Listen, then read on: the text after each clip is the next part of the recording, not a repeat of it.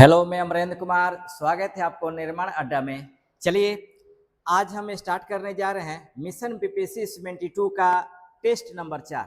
इसके पहले मैंने टेस्ट नंबर 3 में करा चुका हूं।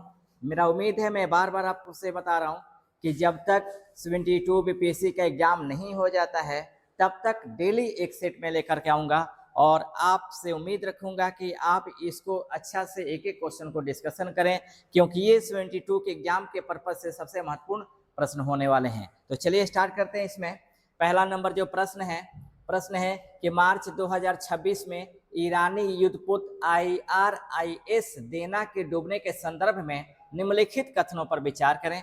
तो ध्यान देंगे, इसमें है कि इस युद्धपोत को श्रीलंका के दक्षिणी तट के पास हिंद महासागर में टारपीडो से डुबाया गया। सही बात है। दूसरा है, यह हमला अमेरिका की ओहियो श्रेणी की बैलिस्टिक मिसाइल पनडुब्बी के द्वारा किया गया।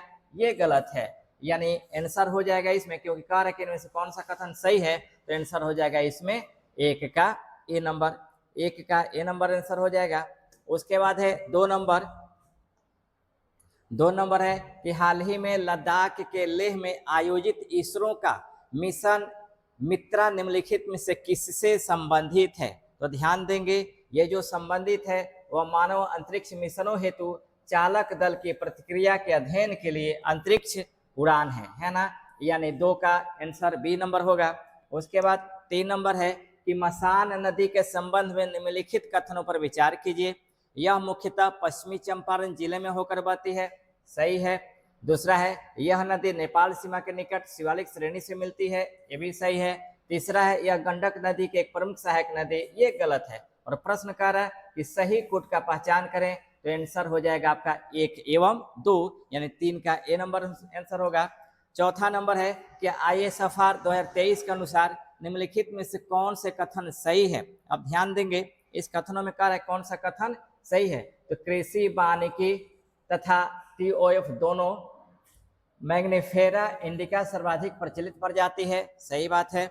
दूसरा है कि 2023 में कृषि वानिकी के अंतर्गत कुल वर्तमान स्टॉक जो है आपको 1291.68 मीटर क्यूब है। ये भी सही है। उसके बाद है आपका भारतीय वनों के कार्बन भंडार में मृदा जैविक कार्बन का सबसे कम भाग है। ये गलत है। और तीसरा है कि भारत में सर्वाधिक बांसधारी क्षेत्र जो आपको मध्य प्रदेश में पाए जाते हैं। यानी आंसर जो होगा आपका 1, 2 एवं 4, यानी हो जाएगा सी, यानी 4 का सी नंबर आंसर होगा। उसके बाद है 5 नंबर में, हाल ही में चर्चा में रहे देना के संबंध में निम्नलिखित कथनों पर विचार करें।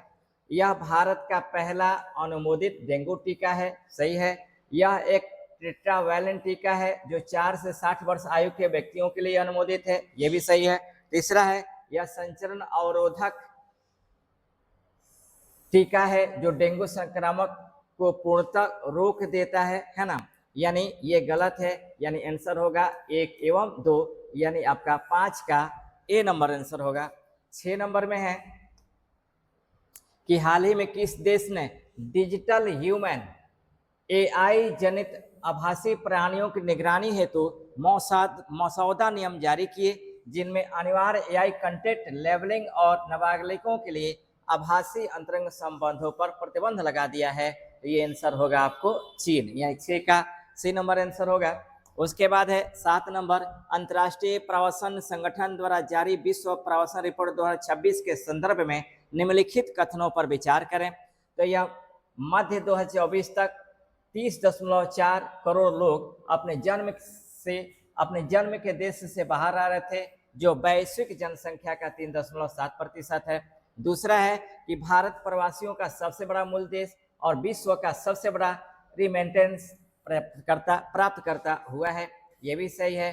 तीसरा है कि भारत संयुक्त राज्य अमेरिका गलियारा विश्व का सबसे बड़ा प्रवासन गलियारा है। ये गलत है, यानी आंसर हो जाएगा 1 एवं 2, यानी 7 का ए नंबर आंसर होगा।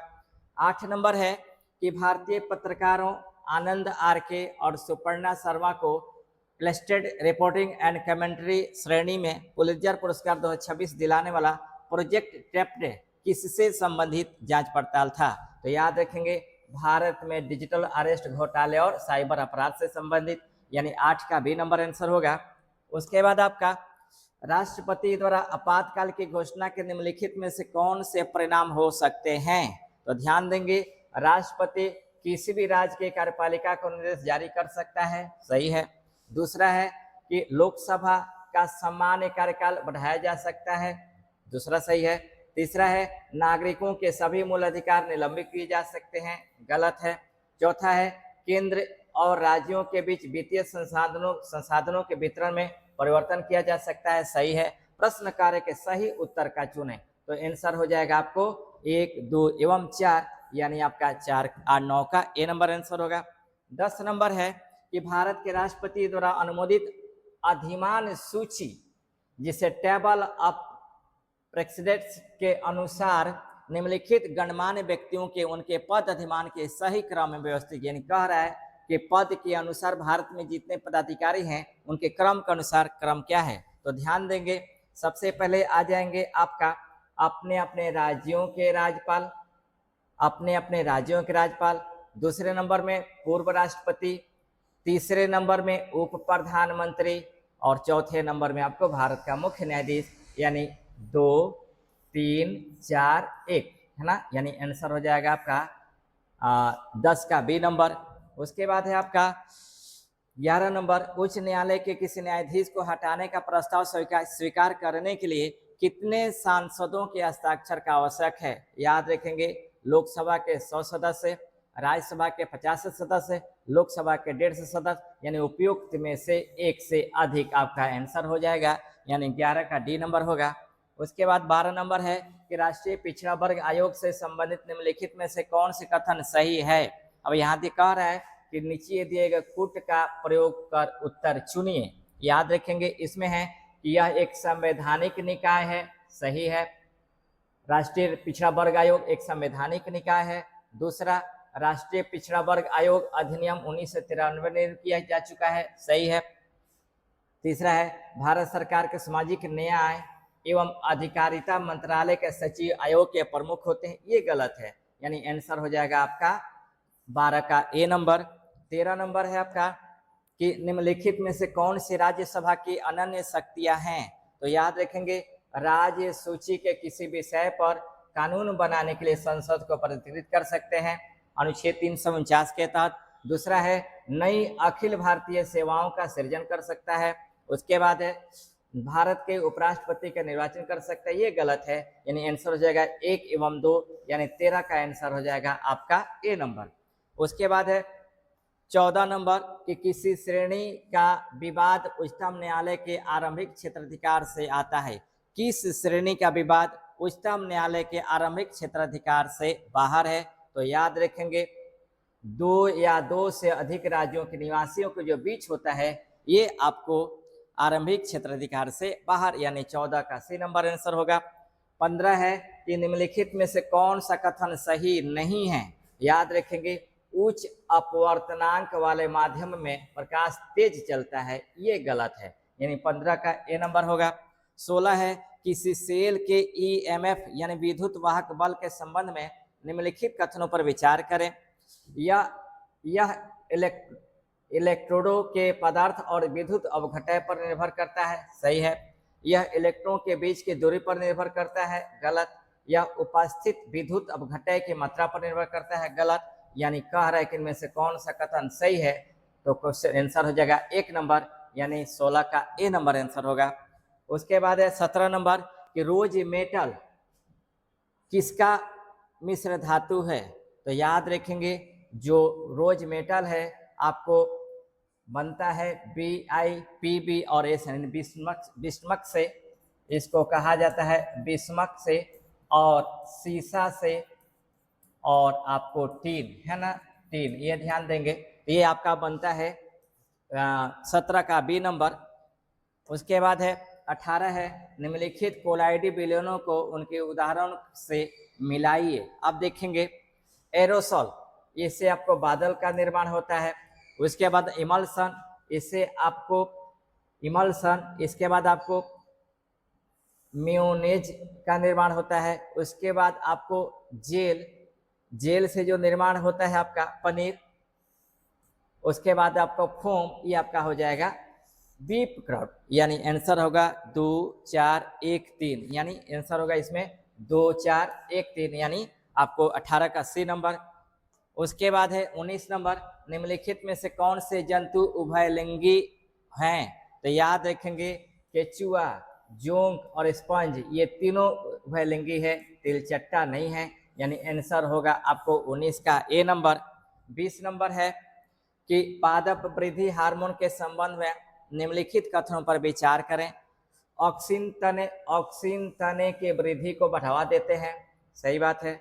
दूसरा है कि जिबरेलिन बीज अंकुरण को बढ़ावा देते हैं, सही बात है। एथिलीन फल को पकाने को रोकता है, गलत है। साइटोकाइनिन पति की जठरावस्था को निलंबित करता है, सही है। तो प्रश्न करें इनमें से कौन सा कथन सही है? तो 1 2 एवं 4, यानी आंसर हो जाएगा 20 का ए नंबर। उसके बाद है आपका 21 नंबर, कौन सा हार्मोन टेडबोल का मेढक में कायांतरण कराता है? ये हो जाएगा थायरॉक्सिन, यानी 21 का सी नंबर हो गया आंसर। उसके बाद है 22 नंबर, उच्च तुंगता यानी हाई एटीट्यूड पर निम्न दाब शरीर को ऑक्सीजन से वंचित कर देता है, इसका प्रतिकार किया जा सकता है। तो याद रखेंगे श्वसन दर को बढ़ाकर किया जा सकता है, रक्त में आरबीसी की संख्या को बढ़ाकर किया जा सकता है, और हीमोग्लोबिन द्वारा ऑक्सीजन छोड़ने की सुगमता को समायोजित करके किया जा सकता है, यानी 1 2 3 आंसर होगा, यानी आपका 22 का डी नंबर होगा। 23 नंबर है कि स्कूबा गोताखोरों के श्वसन टैंकों में नाइट्रोजन की सांद्रता कम और हीलियम मिलाई जाती है, क्योंकि इससे रक्त वाहिकाओं में बुलबुलों का बनना रुकता है, यानी 23 का बी नंबर आंसर हो जाएगा। 24 से 3 समरूप पात्र ए, बी और सी क्रमशः जल, पारा और मिट्टी के तेल से समान ऊंचाई तक भरे गए हैं। प्रत्येक के तल का एक समरूप नल एक साथ खोला जाता है। निम्नलिखित कथनों पर विचार कीजिए, है ना। कह रहा है कि इनमें से कौन सा कथन सही है? तो याद रखेंगे मिट्टी के तेल वाला पात्र सबसे पहले खाली हो जाता है, सही है।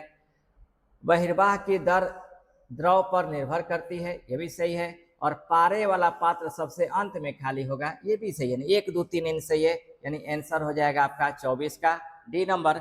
उसके बाद है 25 नंबर कि एबीओ रक्त समूह प्रणाली के संदर्भ में निम्नलिखित कथनों पर विचार करें। रक्त प्रकार का वर्गीकरण लाल कोशिकाओं पर एंटीजन्स और प्लाज्मा में एंटीबॉडी के आधार पर किया जाता है, सही। ब्लड ग्रुप ए रक्त में ए एंटीजन और एंटीबॉडी बी प्रतिरक्षा होता है, यह भी सही है। और ब्लड ग्रुप ओ रक्त में कोई एंटीजन नहीं होता, परंतु एंटीबॉडी ए और एंटीबॉडी दोनों प्रतिरक्षी होते हैं, यानी 1 2 3 सही है, यानी आंसर हो जाएगा आपका 25 का डी नंबर। उसके बाद है आपका 26 नंबर। 26 नंबर आंसर है कि डीएनए की संरचना के संदर्भ में निम्नलिखित कथनों पर विचार करें। डीएनए की संरचना के संदर्भ में निम्नलिखित कथनों के विचार पर बात कर रहे हैं, तो इसमें ध्यान देंगे। आपका कह रहा है कि दोनों रज्जु यानी स्ट्रैंड्स हाइड्रोजन अबंधों द्वारा जुड़े होते हैं, सही बात है। दूसरा है प्रत्येक रज्जु की शर्करा फॉस्फेट रीढ़ संयोजी अबंधों पर जुड़ी होती है, ये भी सही है। एडेनिन साइटोनिन के साथ युग्म बनाता है, ये गलत है, यानी आंसर होगा 1 एवं 2, है ना। 1 एवं 2 इसका आंसर हो जाएगा। उसके बाद है आपका 27 नंबर। 26 का ए नंबर आंसर होगा। 27 है कि पुष्यमित्र शुंग के काल में भारत पर पहले यवन आक्रमण का उल्लेख निम्नलिखित में से किससे मिलता है? तो गार्गी संहिता से मिलता है और मालविकाग्नि मित्रम से मिलता है ना। गार्गी संहिता एवं मालविकाग्नि मित्रम से, यानी 1 एवं 2 इसका आंसर होगा। उसके बाद है 28 नंबर कि मोहम्मद बिन तुगलक के सिक्कों के संदर्भ में निम्नलिखित कथनों पर विचार करें। उसने दीनार नामक एक स्वर्ण सिक्के जारी किया, सही है। दूसरा, उसने कांस्य या ताम्र सिक्कों की सांकेतिक मुद्रा का प्रचलन किया, ये भी सही है। तीसरा, सिक्कों में उसकी इतनी रुचि थी कि उसे एक मुद्रा शास्त्री माना जाता था, ये भी सही है, यानी आंसर हो जाएगा 1 2 एवं 3, यानी 28 का डी नंबर आंसर होगा। उसके बाद है 29 नंबर कि औरंगजेब के शासनकाल में प्रमुख हिंदू इतिहासकार कौन था? तो याद रखेंगे पंडित ईश्वरदास नागर था। ईश्वरदास नागर थे, यानी 29 का सी नंबर आंसर होंगे। उसके बाद है 30 नंबर कि निम्नलिखितों को कालक्रम के अनुसार सजाइए। अब देखेंगे वर्धा समिति 1938, सैंडलर आयोग 1917, हार्टोग समिति 1929 और सर्जेंट योजना 1944। अब कह रहे इसको कि सही क्रम में सजाना है, तो पहले आ जाएगा आपको बी, उसके बाद आ जाएगा सी, उसके बाद आ जाएगा ए, उसके बाद आ जाएगा डी, यानी बी सी ए डी, यानी आंसर होगा आपका 30 का बी नंबर। उसके बाद है 31 नंबर कि कश्मीर के भारत में विलय की घोषणा, अच्छा कौन सा समूह सही कालक्रम को दर्शाता है, यानी सही क्रम को चुनना है। तो कश्मीर के भारत में विलय की घोषणा होती है 26 अक्टूबर 1947 को। जूनागढ़ का भारत में जो विलय होता है वह फरवरी 1948 को। उसके बाद हैदराबाद का भारतीय सेना के समक्ष आत्मसमर्पण करता है 17 सितंबर 1948 को। और मोहम्मद अली जिन्ना की जो मृत्यु होती है वह 11 सितंबर 1948 को। अब ध्यान देंगे, मैंने क्या बताया, कश्मीर के भारत में विलय की घोषणा की गई 26 अक्टूबर 1947, जूनागढ़ का भारत में विलय किया गया फरवरी 1948 में जनमत संग्रह के द्वारा, जनमत संग्रह के द्वारा इनका विलय किया गया। और जम्मू कश्मीर विलय पत्र पर हस्ताक्षर के द्वारा किया गया, विलय पत्र पर हस्ताक्षर के द्वारा आपको विलय किया गया, ये याद रखना होगा। और जूनागढ़ जो फरवरी 1948 में भारत में विलय किया गया, ये जनमत संग्रह के द्वारा किया गया। हैदराबाद का भारतीय सेना के समक्ष जो आत्मसमर्पण किया गया वो 17 सितंबर 1948 को ऑपरेशन पोलो के द्वारा, ऑपरेशन पोलो के द्वारा किया गया है ना। और उसके बाद मोहम्मद अली जिन्ना की जो मृत्यु होती है ये आपको 11 सितंबर 1948 को। अब कर रहा है सही क्रम को मिलाना है, तो याद रखेंगे सही क्रम में आ जाएंगे सबसे पहले जम्मू कश्मीर यानी 1 नंबर 1947, उसके बाद 2 नंबर जूनागढ़, उसके बाद 4 नंबर जिन्ना की मृत्यु, और उसके बाद 17 सितंबर हैदराबाद, यानी आंसर हो जाएगा 1, 2 एवं 4, 3 है ना, 1, 2 एवं 4, 3 आंसर हो जाएगा। 31 का ये नंबर होगा।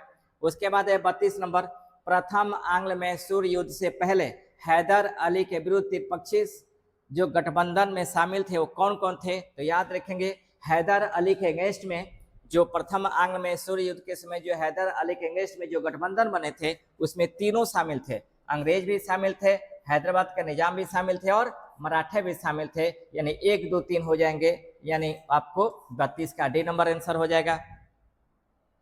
उसके बाद असत्य कथन को चुनना है। 1928 में नेहरू रिपोर्ट पूर्ण स्वराज की मांग की और पृथक सांप्रदायिक निर्वाचन, गलत है। याद रखेंगे नेहरू रिपोर्ट में एक नए संविधान के निर्माण के जिक्र किया गया था, न कि पूर्ण स्वराज के। पूर्ण स्वराज की जो मांग की गई थी वो आईएनसी के लाहौर के कांग्रेस अधिवेशन में किया गया, ये ध्यान देंगे 1929 में। तो आपका 33 का जो आंसर होगा आपका ए नंबर हो जाएगा। उसके बाद आपका इसमें ये भी देखेंगे इंडियन होम रूल सोसाइटी की स्थापना श्याम जी कृष्ण वर्मा ने किया।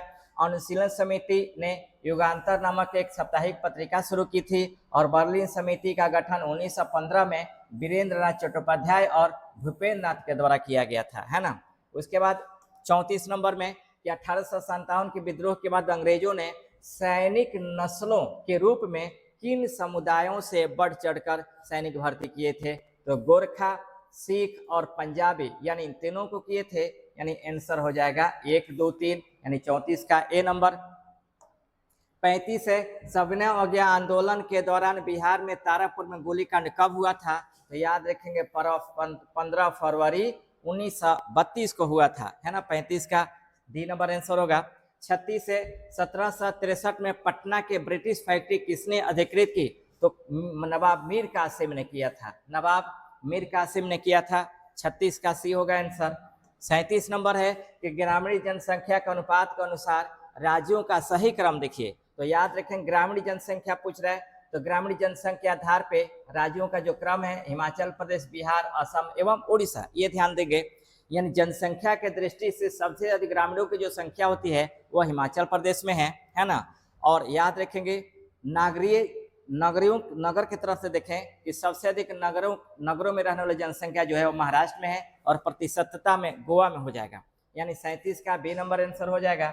38 है आपका पूर्वोत्तर की पहाड़ियों का सही पूर्व से पश्चिम क्रम में कौन सा देता है। तो याद रखेंगे पूर्व से पश्चिम की दिशा में देखें तो सबसे पहले नागा, मिकिर, खासी एवं गारो, यानी 38 का ए नंबर आंसर होगा। 39 से ISFR 2023 के अनुसार वन सर्वेक्षण विभाग ने निम्नलिखित में से किस पर्यावरण संवेदनशील क्षेत्र में वन आवरण में 58.22 वर्ग किलोमीटर की वृद्धि होने देखी है। तो आंसर होगा पश्चिमी घाट पर्यावरण संवेदनशील क्षेत्र, है ना। यानी 39 का सी नंबर आंसर होगा। 40 से है कि भारतीय मानक यामनोत्तर निम्नलिखित में से किन राज्यों से होकर गुजरता है। यानी IST की बात कर रहा है कि IST कितने राज्यों से गुजरता है। तो याद रखेंगे ये 5 राज्यों से गुजरता है। 5 राज्यों में पहला नंबर है आपका यूपी, दूसरा नंबर है MP, तीसरा नंबर है आपका छत्तीसगढ़, चौथा नंबर है ओडिशा और 5वां नंबर है आपको आंध्र प्रदेश। इन 5 राज्यों से आपको IST यानी इंडियन स्टैंडर्ड टाइम यानी भारत का मानक समय गुजरता है। अब इसमें कह रहा है कि उनमें से कौन सा राज्य है जिसके माध्यम से मानक समय नहीं गुजरता है। तो उत्तर प्रदेश से गुजरता है, मध्य प्रदेश से गुजरता है, झारखंड से नहीं गुजरता, छत्तीसगढ़ के गुजरता है और तमिलनाडु से नहीं गुजरता। यानी 3 एवं 5 आंसर हो जाएगा। यानी आपको 40 का डी नंबर आंसर होगा। अब कर्क रेखा पूछे तो कर्क रेखा भारत के 8 राज्यों से होकर गुजरता है। कर्क रेखा भारत के 8 राज्यों से होकर गुजरता है। इसमें याद रखेंगे अगर पश्चिम से पूर्व में राज्यों को देखें तो सबसे पहले जो राज्य है वो आपका गुजरात है, राजस्थान है, मध्य प्रदेश है, छत्तीसगढ़ है, झारखंड है, पश्चिम बंगाल है, त्रिपुरा है और मिजोरम है। अब यहाँ और एक प्रश्न पूछता है कि कर्क रेखा और मानक समय एक दूसरे को किस राज्य में क्रॉस करते हैं। तो याद रखेंगे छत्तीसगढ़ में क्रॉस करते हैं, ठीक ना। 41 नंबर देखते हैं कि बिहारी योद्धा पुरस्कार निम्न में से किससे संबंधित है। औषध खनन जब्ती से संबंधित है। इन 41 का बी नंबर आंसर हो जाएगा। 42 से निम्नलिखित में से कौन से कारक महासागरीय धाराओं को प्रभावित करते हैं। तो याद रखेंगे पृथ्वी का घूर्णन, वायुदाब और पवन और महासागरीय जल घनत्व, ये आपको तीनों जो होते हैं यह महासागरीय धाराओं को प्रभावित करते हैं। यानी आंसर हो जाएगा 42 का बी नंबर। 43 है यदि भारत अन्य देशों के साथ मुक्त व्यापार समझौते करता है तो भारत के निर्यात के वृद्धि निम्नलिखित में से किस पर निर्भर करेगी। आप देखेंगे कह रहा है कि नीचे दिए गए का सही प्रयोग उत्तर चुने। अब यहाँ ध्यान देंगे MFN यानी मस्ट फेवर नेशन होता है। शुल्कों की तुलना में शुल्क कटौती की सीमा, उद्गम नियमों में शिथिलता की सीमा, स्वच्छता एवं पादप स्वच्छता उपायों में शिथिलता की सीमा और भारत में और संरचना का स्तर और उन देशों की आय जिनके साथ भारत FTA करता है। यानी सभी सही हो जाएगा। यानी आपका 1, 2, 3, 4 एवं 5 43 का डी नंबर आंसर होगा। 44 है प्राथमिक घाटे यानी प्राइमरी डेफिसिट के संदर्भ में निम्नलिखित कथनों पर विचार कीजिए, है ना। कह रहा है कि यह राजकोषीय घाटे में से ब्याज भुगतान घटाने के बराबर है, सही है। दूसरा है यह विगत ऋणों को छोड़कर सरकार की उधार आवश्यकताओं को दर्शाता है, ये भी सही है। और तीसरा है शून्य प्राथमिक घाटे का अर्थ है सरकार केवल पुराने ऋणों पर ब्याज चुकाने के लिए उधार ले रही है ना। यानी तीनों सही हो जाएगा। आंसर हो जाएगा 44 का डी नंबर। उसके बाद है 45 नंबर द्वितीय पंचवर्षीय योजना के संदर्भ में निम्नलिखित कथनों पर विचार कीजिए, इनमें से कौन सा कथन सही है। तो इसने तीव्र औद्योगिक और सार्वजनिक क्षेत्र पर बल दिया, सही है। यह महालोनोबिस मॉडल पर आधारित था, यह भी सही है। इसने कृषि की सर्वोच्च प्राथमिकता पर बल दी, ये गलत है। प्राथमिक क्षेत्रों के विकास पर बल दिया गया था प्रथम पंचवर्षीय योजना के तहत, जिसके प्रारूप को तैयार किया था हेराल्ड डोमर ने, है ना। द्वितीय पंचवर्षीय योजना के तहत आपको भारी उद्योगों के विकास पर बल दिया गया था, है ना, जिसमें स्टील कंपनियों की स्थापना की गई। यानी 46 45 का आंसर होगा 1 एवं 2, यानी ए नंबर होगा। 46 है कि अप्रैल 2025 से प्रभावित संशोधित एमएसएमई वर्गीकरण के अंतर्गत लघु उद्यम के संबंध में निम्नलिखित कथनों पर विचार कीजिए, इनमें से कौन सा कथन सही है। आप ध्यान देंगे, संयंत्र एवं मशीनरी या उपकरण में निवेश 25 करोड़ से अधिक नहीं होगी, सही है। वार्षिक टर्नओवर 250 करोड़ से अधिक नहीं है, ये गलत है, यानी आंसर हो जाएगा आपका 46 का ए नंबर। उसके बाद है 47 नंबर कि बिहार आर्थिक सर्वेक्षण 2025-26 के संबंध में निम्नलिखित कथनों पर विचार कीजिए। यह बिहार का 20वां आर्थिक सर्वेक्षण है, सही है। इसे बिहार विधानसभा में वित्त मंत्री विजय कुमार चौधरी ने प्रस्तुत किया, ये गलत है, यानी आंसर होगा 47 का ए नंबर, यानी केवल एक सही है। 48 है कि निम्नलिखित में से कौन सी पहल जीविका से संबंधित नहीं है। दीदी की रसोई गलत, पशु मॉडल गलत, वन स्टॉप सुविधा गलत, यानी इनमें से कोई नहीं, यानी 48 का डी नंबर आंसर हो जाएगा। उसके बाद है 49 नंबर, मुद्रा आपूर्ति के मापों के संदर्भ में निम्नलिखित कथनों पर विचार कीजिए। M1 को संकीर्ण मुद्रा कहा जाता है, सही है। M3 को व्यापक मुद्रा की माप कहा जाता है, मापा जाता है, सही है। और M1 से M3 की ओर बढ़ने पर तरलता घटती है, ये भी सही है, यानी 49 का 1 2 3 हो जाएगा, यानी 49 का डी नंबर आंसर होगा। 50 है कि निम्नलिखित में से कौन सा साख मुद्रा में शामिल नहीं है, तो याद रखेंगे बैंक नोट को आपको साख मुद्रा में शामिल यानी क्रेडिट मनी में शामिल नहीं किया जाता है। इस तरह से मैंने देखा बीपीएससी मिशन 22 में चौथा नंबर ये सेट था। इसके पहले मैंने 3 टेस्ट को सेट को मैंने डिस्कशन कर चुका है 50-50 क्वेश्चनों को, ये चौथा सेट है। ये सेट जो है ये एग्जाम के पॉइंट ऑफ व्यू से काफ़ी इंपॉर्टेंट है, क्योंकि ये मॉडरेट क्वेश्चन इसमें रखे हुए हैं। अब मॉडरेट क्वेश्चन इसलिए रखे हुए हैं कि जिस तरह से बीपीएससी क्वेश्चन पूछ रही है, आयोग क्वेश्चन पूछ रहा है, उस हिसाब से इन क्वेश्चनों को मैंने डिस्कशन किया है। और मुझे उम्मीद है कि क्वेश्चन आपको समझ में आ रहे होंगे। और अगर कुछ सुझाव देना हो तो प्लीज़ ज़रूर अपना सुझाव देंगे। साथ ही जब तक एग्जाम नहीं होता है तब तक इस सेट को हम कराते रहेंगे, है ना। फिर हम कल नेक्स्ट 5वें सेट को लेकर आएंगे, तब तक बेस्ट ऑफ लक।